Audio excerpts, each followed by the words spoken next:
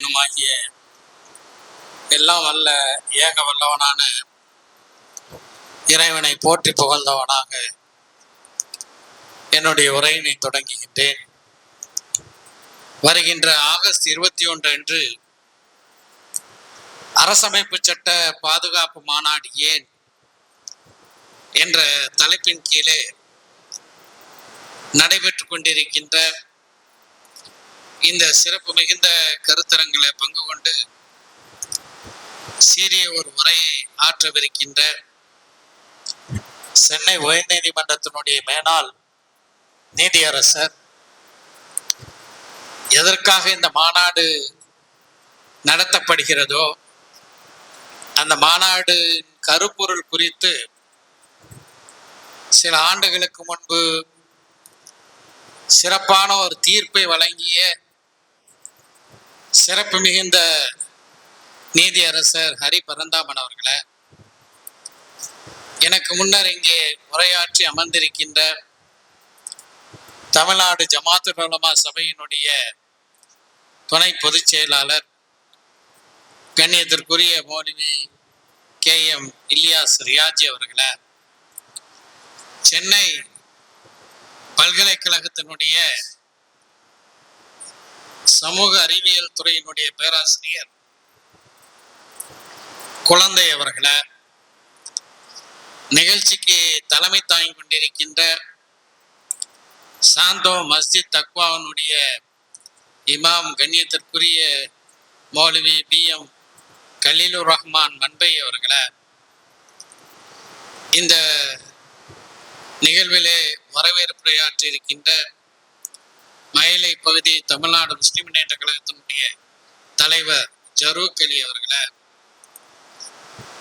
நிகழ்ச்சியில பங்கு கொண்டிருக்கின்ற பல்வேறு பொறுப்புகளில் இருக்கின்ற அன்பிற்கினிய சகோதரர்களே,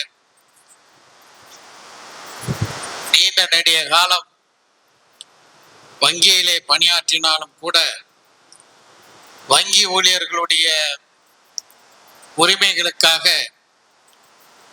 என்றென்றும் நினைவு கூறப்படக்கூடிய ஒரு மாபெரும் தொழிற்சங்க தலைவர் அருமை சகோதரர் பிராங்கோ அவர்களை,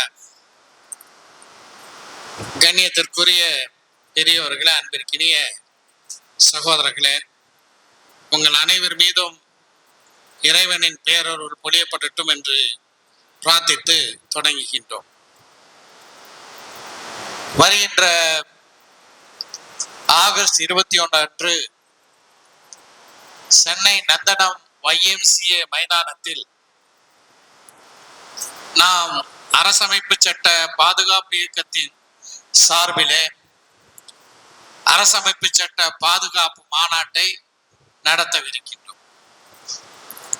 எதற்காக இந்த மாநாடு என்பதை பற்றி எனக்கு முன்னர் உரையாற்றிய பல சகோதரர்களும், குறிப்பாக நம்முடைய கண்ணியத்திற்குரிய மௌலவி இலியாஸ் ரியாஜி அவர்களும் இங்கே சிறப்பாக பேசினார்கள்.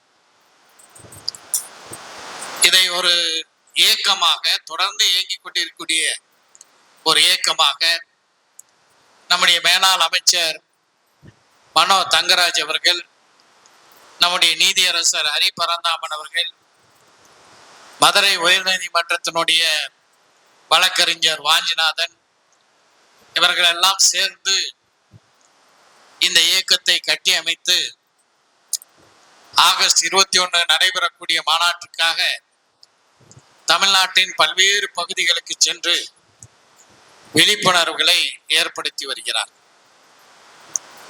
ஆனால் இந்த மாநாடு நடத்துவதற்கான ஒரு ட்ரிகரிங் பாயிண்ட் என்று ஆங்கிலத்திலே சொல்வார்கள். அதற்கான தொடக்க புள்ளி எங்கே இருக்கின்றது என்றால் அது மதுரையிலே தான் மையம் கொண்டிருக்கின்றது. அந்த புள்ளி அவ்வப்போது மதுரையில இருக்கக்கூடிய சென்னை உயர்நீதிமன்றத்தினுடைய மதுரை அமர்வுல பல்வேறு வகையான அதிர்வுகளை ஏற்படுத்தக்கூடிய வழியில சில கருத்துக்களை, தீர்ப்புகள் என்ற பெயரில சில கருத்துக்களை அவ்வப்போது உதிக்கும். உதாரணமாக சொல்ல வேண்டும் என்றால், உங்களுக்கெல்லாம் மறந்து இருக்காது, இந்த ஆண்டு ஹஜ் பெருநாள், தியாக திருநாள், தமிழ்நாட்டில் பக்ரீத் என்று அன்பர்கள் அழைக்கக்கூடிய அந்த திருநாள் நாளைக்கு என்றால் அவசர அவசரமாக சென்னைக்கு வந்து விடுமுறைக்கான நீதிபதியாக இங்கே உட்கார்ந்து, மதுரையினை மையம் கொண்ட புயல் சென்னைக்கு வந்து உட்கார்ந்து இந்த காளை மாடுகளை பக்ரீத்துக்கு பலியிடக்கூடாது என்று ஒரு தீர்ப்பை வழங்கியதையெல்லாம் நீங்கள் அறிந்திருப்பீர்கள். முஸ்லிம்கள் மட்டுமான தீர்ப்பு அல்லது. அந்த தீர்ப்பை நீங்க வாசி பார்த்தீங்கன்னா பெரும்பாலும் என்ன நினைத்துக் கொண்டிருக்கின்றோம், ஹஜ் பெருநாளுக்கு குர்பானி கொடுப்பதற்கான தடை தீர்ப்பு என்று நாம் நினைத்துக் கொண்டிருக்கின்றோம். அந்த தீர்ப்பை வாசித்து பார்த்தால் இந்து சமயத்தை சார்ந்தவர்களும் கூட திருவிழாக்களின் போது உள்ளூர் கோயில்களில ஆடுகளை பலியிடக்கூடிய அந்த நிகழ்வுக்கும் கூட அதுல இடம்பெற்றிருக்கக்கூடிய ஒரு வாசகம் தடை செய்திருக்கின்றது. அது மட்டுமல்ல, பொது இடத்துல எந்த விதமான ஸ்லாட்டரியும் பலியிடலும் நடக்கக்கூடாது, அது குறிப்பிட்ட இடத்திலே மட்டும்தான் நடக்க வேண்டும் என்றெல்லாம் அந்த தீர்ப்பு சொல்லப்பட்டிருக்கின்றது. அது ஒரு பக்கம். அதே போல ஒரு சர்ச்சை கட்ட வேண்டும் என்றால் அதற்கு ஒரு ஆட்சேபனை வந்து இந்த நீதிமன்றத்துக்கு இந்த ஆளு இந்த புள்ளிட்ட போய் சிக்கணும்னா அந்த சர்ச்சை கட்டக்கூடிய கனவும் கூட அது கனவாகவே நின்றுவிடக்கூடிய வகையில தீர்ப்புகளை வழங்கிய பெரிய நீதிமான். இப்படியாக ஒவ்வொன்றை சொல்லிக்கொண்டே போகலாம். அரசமைப்பு சட்டத்தை பற்றி எனக்கு முன்னர் கண்ணியத்திற்குரிய மௌலவி இலியாஸ் ரியாஜி அவர்கள் குறிப்பிட்டார்கள். நம்முடைய அரசமைப்பு சட்டம் ஒரு மதசார்பற்ற நாட்டிலே இங்கு வாழக்கூடிய குடிமக்கள் எந்த ஒரு மதத்தை பின்பற்றவும் கடைபிடிக்கவும் அதை பிறருக்கு எடுத்துரைக்கவும் உரிமை அளித்திருக்கிறது. அதே மாதிரி எந்த ஒரு மதத்தை பின்பற்றாமல் இருப்பதற்கும் கூட அரசமைப்பு சட்டம் வந்து உரிமை அளித்திருக்கிறது. எங்களை போன்றவர்கள் என்று நம்ம நீதியரசர் சொல்றாங்க. சோ என்னன்னா, நீங்க விரும்பினா ஏதாவது உங்களுக்கு பிடித்த மதத்தை பின்பற்றலாம், அதை மற்றவங்களுக்கு எடுத்து சொல்லலாம், அதை நீங்க கடைபிடிக்கலாம், இந்த உரிமை உங்களுக்கு இருக்கின்றது. எந்த மதத்தையும் பின்பற்றாதீர்கள், கடவுளே இல்லை என்று பரப்புரை செய்வதற்கான உரிமையும் இந்த அரசமைப்பு சட்டம் தந்திருக்கின்றது. இதுதான் நம்முடைய அரசமைப்பு சட்டத்தினுடைய மிக முக்கியமான ஒரு ஆர்டிக்கல், ஒரு விதி என்று சொல்லலாம். அந்த அடிப்படையிலே தான் இந்தியாவின் பல்வேறு மாநிலங்கள்ல பல்வேறு தரப்பட்ட மக்கள் பல்வேறு மதங்களை பின்பற்றுகிறார்கள். இந்துக்களாக இருந்த இஸ்லாத்திற்கு போகிறார்கள், இந்துக்களாக இருந்த கிறிஸ்தவத்துக்கு மாறுகிறார்கள். அதே போல பௌத்த மதத்துக்கு பாபா சாஹிப் அம்பேத்கர் போன்றவர்கள் லட்சக்கணக்கான மக்களோடு இணைந்தார்கள். இப்படியான மத மாற்றங்கள் பல தரப்பிலும் நடக்கின்றது. அதே போல முஸ்லிமா இருக்கக்கூடியவர்கள் இந்துவாக மாறி இருக்கக்கூடிய நிகழ்வுகளும் நடைபெறுகிறது.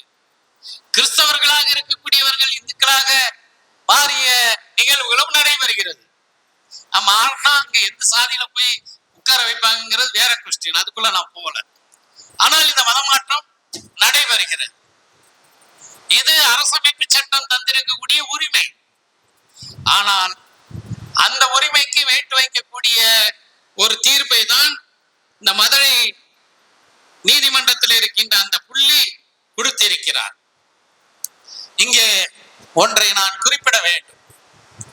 அதாவது தமிழ்நாடு முஸ்லிம் முன்னேற்ற கழகத்தினுடைய நீண்ட நெடிய கால ஒரு கோரிக்கையை நிறைவேற்றக்கூடிய வகையில முத்தமிழறிஞர் கலைஞர் அவர்கள் தமிழ்நாட்டினுடைய முதலமைச்சராக இருந்தபோது செப்டம்பர் 13, 2007 முஸ்லிம்களுக்கு கல்வி மற்றும் வேலை வாய்ப்புல 3.5 விழுக்காடு இடஒதுக்கீடு கொடுத்தார்.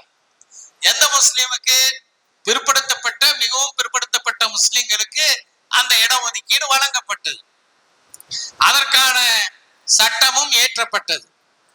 அந்த அடிப்படையில அந்த இடஒதுக்கீட்டின் பயனாக அரசு பணிகளில, அரசு சார்ந்த கல்வி நிறுவனங்கள்ல முஸ்லிம் மாணவர்கள் சேர்ந்து வருவது தொடர்ந்து நடைபெற்று கூடிய ஒரு நிகழ்வாக இருந்தது. இப்ப இதுல ஒரு கேள்வி எழும்பியது. அந்த கேள்வி என்னவென்றால், பிறப்பால் முஸ்லிமாக இருக்கக்கூடியவர் பிசி முஸ்லிம் சரி, ஒருவர் பிற்படுத்தப்பட்ட, மிகவும் பிற்படுத்தப்பட்ட வகுப்பை சார்ந்தவர் இஸ்லாத்தை ஏற்றுக்கொள்கிறார், அரசமைப்பு சட்டம் தந்த அந்த உரிமையின் அடிப்படையில இஸ்லாத்தை ஏற்றுக்கொள்கிறார். அவருக்கு இந்த பிசிஎம், இந்த 3.5 விழுக்காடு இடஒதுக்கீடு பொருந்துமா அப்படிங்கிற ஒரு கேள்வி எழுந்தது. பொருந்தாது என்று சில வட்டாட்சியர்கள் சொல்ல, நல்ல வேளை இங்கே நம்மிடையே இருக்கக்கூடிய மேனாள் நீதியரசர் அன்று சென்னை உயர்நீதிமன்றத்தினுடைய மாண்புமிகு நீதியரசராக ஹரி பரந்தாமன் அவர்கள் அமர்ந்திருந்தார்கள். அவர்களுக்கு முன்னால் பாதிக்கப்பட்ட ஆயிஷா என்ற பெண்மணி ஒரு வழக்கை தொடுக்கிறார். அந்த பெண்மணி ஆயிஷா எப்படிப்பட்டவங்கிறது நான் சொல்றதை விட நீதியரசர் அவர்கள் சொன்னா பொருத்தமா இருக்கும். அதனால அதுக்குள்ள நான் போல living it you Mohammed Arifa. அந்த வழக்குல நீதியரசர் ஒரு தீர்ப்பை சொன்னார்கள். ஒருவர் இஸ்லாத்திற்கு மதம் மாறிய பின்னரும் பிசிஎம் பிரிவில் சேர முடியும் அப்படிங்கிற ஒரு தீர்ப்பை நீதியரசர் ஹரி பரந்தாமன் அவர்கள் சென்னை உயர்நீதிமன்றத்தில் வழங்கினார். இதை தொடர்ந்து இன்னும் பல வழக்குகள், அந்த வழக்குகளிலும் இந்த தீர்ப்புகள் உறுதியாக்கப்பட்டது. இன்னும் சொல்ல போனால், கடந்த அக்டோபர் 2025 சென்னை உயர்நீதிமன்றத்தில் 2 நீதியரசர்கள் உள்ள அமர்வு, நீதியரசர் MS ரமேஷ், நீதியரசர் R சக்திவேல், அந்த அமர்வுல இஸ்லாத்தை தழுவிய இன்னொரு பெண்மணி எங்களுக்கு பிசிஎம் சான்றிதழ் தந்திருக்காங்க, இது செல்லுபடியாகாதுன்னு சொல்றாங்கிற அடிப்படையில ஒரு தீர்ப்பை, ஒரு வழக்கை தொடுக்கும் போது இந்த 2 நீதியரசர்கள் உள்ள அமர்வு அவர்களுக்கு, அந்த பெண்மணிக்கு பிசிஎம் சான்றிதழ், இஸ்லாத்தை தழுவிய அந்த பெண்மணிக்கு பிசிஎம் சான்றிதழ் தந்தது சரிதான் என்று தீர்ப்பு வழங்கியது. நல்ல ஞாபகம் வச்சுக்கணும், இது 2 நீதிபதிகள் கொண்ட அமர்வு. இதே நிலையில தான் நம்முடைய தூத்துக்குடி மாவட்டத்தை சேர்ந்த ஒருவர் 2015 இஸ்லாத்தை தழுவுகிறார். அவரும் அவருடைய குடும்பத்தினரும் இஸ்லாத்தை தழுவுகிறார்கள். அதுல சமீர் அகமது தன்னுடைய பிள்ளைகளை பள்ளிக்கூடத்துல சேர்க்கணுங்கிறதுக்காக வேண்டி வட்டாட்சியரை, தங்கள் ஊர்ல இருக்கக்கூடிய வட்டாட்சியரை அணுகி, எனக்கு பிசிஎம் சான்றிதழ் என் பிள்ளைக்கு வேணும்னு சொல்லும் போது அந்த வட்டாட்சியர் மறுக்கிறார். வட்டாட்சியர் மறுத்த பிறகு 2022 2026 2022 இந்த வழக்கை தாக்கல் செய்கிறார். நீதிமன்றம் தாசில்தாருக்கு என்னுடைய பிள்ளைகளுக்கு பிசிஎம் சான்றிதழ் வழங்குவதற்கு உத்தரவிட வேண்டும் என்பதுதான் அவருடைய வழக்கு, அவருடைய மனு. இது 2022 அப்படியே கிடப்பில் இருந்த வழக்கை இந்த மதுரை புள்ளிய சொன்னல அவர் தட்டி எழுப்பி சில மாதங்களுக்கு முன்பு என்ன செய்திருக்க வேண்டும், தாசில்தாருக்கு பிசிஎம் சர்டிபிகேட்டை கொடுன்னு சொல்லியிருக்கணும், அல்லது உங்களுடைய கோரிக்கை ஏற்க முடியாதுன்னு சொல்லியிருக்கணும். ஆனால் இவர் அதற்கெல்லாம் மேலே சென்று ஏற்கனவே 2 நீதியரசர்கள் ஜஸ்டிஸ் MS ரமேஷ் தலைமையிலான அமர்வு இப்படி சான்றிதழ் கொடுக்க வேண்டும் என்ற ஒரு தீர்ப்பை சொல்லி இருக்க, ஒரு நியாயவானாக இருந்தால், உண்மையான நீதிமானாக இருந்தால் இதை என்ன செஞ்சிருக்கணும், ஒரு லார்ஜர் பெஞ்சுக்கு, கூடுதல் நீதிபதிகள் கொண்ட அமர்வுக்கு அதை அனுப்பி இருக்கணும். ஆனா அப்படி அணுகாம இவர் என்ன செய்யறாருன்னா அந்த தப்பையும் செய்யறாரு.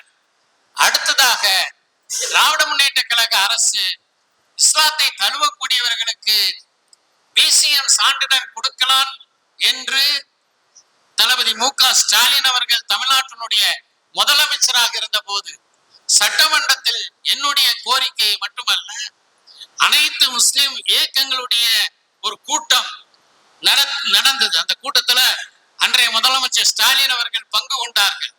அந்த கூட்டத்தில் வைக்கப்பட்ட கோரிக்கையும் இது போன்று ஒரு வழிவகை செய்ய வேண்டும் என்ற கோரிக்கை, இஸ்லாத்தை தழுவக்கூடியவர்களுக்கும் BCM சான்றிதழ் வழங்க வேண்டும் என்ற அந்த கோரிக்கையின் அடிப்படையில் ஒரு அரசாணை வெளியிடப்பட்டது. 2024 அந்த அரசாணை வெளியிடப்பட்டது. மொத்தமாக அந்த அரசாணையை முழுமையாக ரத்து செய்து விட்டார் இந்த புள்ளி. கூட ஒரு நீதிபதியை பக்கத்துல உட்கார வச்சுக்கிட்டு. ஆக இது ஒரு அதனுடைய சட்ட பின்னணியை பற்றி எல்லாம் நீதியரசர் பேசுவார்கள். ஆக இந்த 3.5 விழுக்காடு இடஒதுக்கீடு இன்றைக்கு இஸ்லாத்தை தழுவக்கூடிய பிற்படுத்தப்பட்டவர்களுக்கு இல்லை என்ற ஒரு நிலையை உருவாக்கி இருக்கிறார்கள். இதை எதிர்த்து தமிழ்நாடு அரசு, இந்த அரசு தான், தாவேக அரசு தான் உச்ச நீதிமன்றத்துல மனு தாக்கல் செய்திருக்கிறார்கள். அந்த மனு நாம் கூட்டம் நடத்தக்கூடிய இன்றைய தினம் விசாரணைக்கு வந்திருக்கிறது. உச்ச நீதிமன்றத்தினுடைய 2 நீதிபதிகள் கொண்ட அமர்வு அந்த வழக்கை விசாரித்திருக்கின்றது. தமிழ்நாடு அரசாங்கத்தின் சார்பாக முகுல் ரஸ்தோகி என்கின்ற ஒரு மூத்த வழக்கறிஞர் ஆஜராயிருக்கிறார். நீதிபதிகள் கருத்துக்களை எல்லாம் கேட்டு தீர்ப்பை ஒத்தி வைத்திருக்கிறார். இதுதான் இன்றைக்குள்ள நிலவரம். அப்ப இந்த சூழல்ல நம்முடைய கோரிக்கை என்னவென்றால், நீதிமன்றத்துக்கெல்லாம் அப்புறம் போய்க்கலாம், இப்ப சட்டமன்றம் நடைபெற்று கொண்டிருக்கிறது. இந்த சட்டமன்றத்துல ஏற்கனவே திமுக அரசு பிறப்பித்த அந்த அரசாணை, இடையில இந்த மதுரை நீதிமன்றம் கொடுத்த தீர்ப்பு, இந்த மதுரை நீதிமன்றம் கொடுத்த அந்த தீர்ப்பை திருத்தக்கூடிய வகையில ஒரு சட்ட திருத்தம் கொண்டு வர வேண்டும் நடப்பு சட்டமன்ற கூட்டத்தொடர்ல என்பதுதான் நம்முடைய கோரிக்கையாக இருக்கிறது. அதையும் வலியுறுத்துவதற்கு தான் அன்பர்களே YMCA நந்தனம் என்பது ஏதோ மிகப்பெரிய தமிழ்நாட்டின் உச்சபட்ச கட்சிகள் தான் அந்த மைதானத்தை நிரப்ப முடியும் என்ற வரலாற்றை மாற்றி அமைத்து மக்கள் இயக்கங்களால் YMCA நந்தனம் திணறியது. மக்கள் குரல் எழுப்பினார்கள், அரசை கோரிக்கை விடுத்தார்கள், அரசை சட்டமேற்ற வைத்தார்கள் என்ற வரலாற்றை நாம் பதிவு செய்ய வேண்டும். அதே போன்றுதான் ஃபாரின் கான்ட்ரிபியூஷன் ரெகுலேஷன் ஆக்ட், அந்நிய செலவாணி ஒழுங்காற்று சட்டம். அந்த சட்டத்துல பாதிக்கப்பட்டவன் தான் நான் முன்னாடி நிக்கிறேன். அது ஒரு பக்கம் இருக்கட்டும். இந்த நிதி எதுக்காக பயன்படுத்தப்படுகிறது? வெளிநாட்டில் இருந்து இங்க இருக்கக்கூடிய பிற்படுத்தப்பட்ட, மிகவும் பிற்படுத்தப்பட்ட, தாழ்த்தப்பட்ட மக்கள், அவர்களுக்கு கல்வி கொடுப்பதற்காக, மருத்துவ வசதிகள் செய்து கொடுப்பதற்காக, இன்ன பிற சமூக சேவைகளை செய்வதற்காக பல சமூக சேவை நிறுவனங்கள் பார்த்தாலே கண்டு மிரண்டு ஓடிவிடும். அப்படியான தொற்று நோயாளிகளை தொட்டு சிகிச்சை செய்யக்கூடிய அறநிறுவனங்கள், இவங்களுக்கு உதவுவதற்காக வெளிநாட்டில் இருக்கக்கூடிய மக்கள் நன்கொடை வழங்குகிறார்கள் தான். இவங்க யாருக்குமே நன்கொடை வழங்க கூடாது. நம்முடைய அருமை சகோதரர் பிராங்கோ மிக தெளிவாக இதை பற்றி பேசினார்.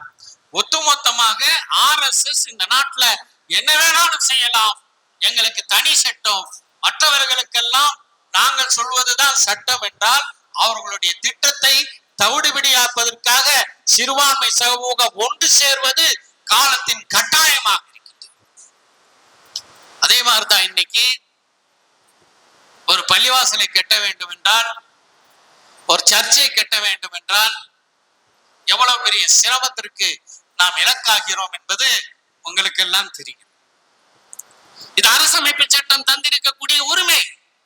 அதே அரசமைப்பு சட்டத்தினுடைய 25 பிரிவு தான் சொல்றது, to practise religion is a right of every citizen. ஒரு குறிப்பிட்ட மதத்தை பின்பற்றுவது, கடைபிடிப்பது ஒவ்வொரு குடிமகனுடைய கடமை என்று சொல்கிறது. அந்த கடமையை நிறைவேற்றுவதற்காக தான் பள்ளிவாசலை கட்டுறோம், சர்ச்சை கட்டுறோம். அதுக்கு இல்லாத சட்டங்களை எல்லாம் சொல்லி ஒரு டிஸ்கிரிமினேஷன். பள்ளிவாசல் கட்டணும்னா அதுக்கு பல சட்டங்கள் வரும், சர்ச்சு கட்டணும்னா அதுக்கு பல சட்டங்கள் வரணும். ஆனா மற்றவர்கள் நடைபாதையில கூட கோயில் கட்டுவதற்கு எந்த சட்டமும் குறுக்கே வராது.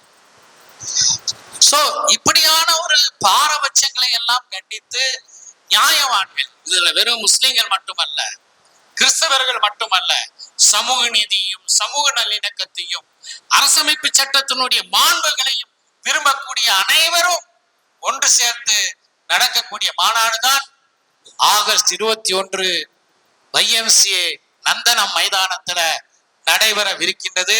ஆகஸ்ட் 21 ஏதோ ஒரு ATM சொல்லி டேட்டை நம்ம ஃபேமஸ் ஆக்கிட்டாங்க. ஆனா அதை விட நந்தனம் YMCAல நடக்கக்கூடிய நமது மாநாடு தான் உண்மையிலேயே ஆகஸ்ட் 21 சிறப்பாக்கக்கூடிய ஒரு மாநாடு என்ற வரலாற்றை உருவாக்க வேண்டும். அதற்காக வேண்டி நீங்கள் வீடு வீடாக செல்ல வேண்டும், நண்பர்களை சந்திக்க வேண்டும், குடும்பத்தினரை சந்திக்க வேண்டும், உறவினர்களை சந்திக்க வேண்டும். அனைவரிடமும் இந்த செய்தியை எடுத்து சொல்லி அந்த மாநாட்டை மிகப்பெரிய ஒரு வெற்றி மாநாடாக ஆக்குவதற்கு நாம் அனைவரும் உழைப்போம் என்று சொல்லி விடைபெறுகின்றேன். நன்றி.